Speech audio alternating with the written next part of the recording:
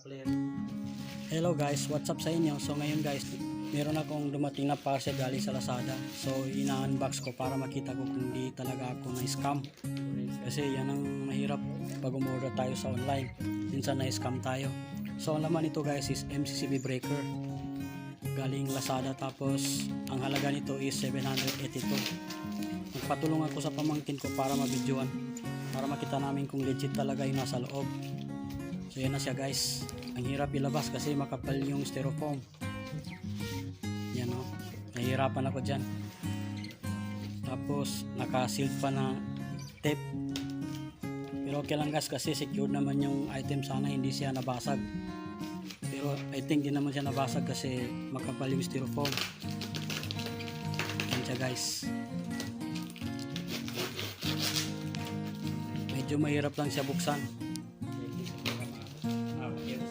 Ayan na siya guys. So ayan, hindi ako na-scam. Salamat. Salamat na rin sa nag-deliver kanina, ang bait.